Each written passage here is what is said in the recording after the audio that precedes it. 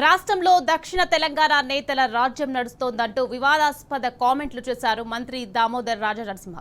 Secretariat లో మంత్రి chit chat చేస్తూ ఈ కామెంట్ చేశారు.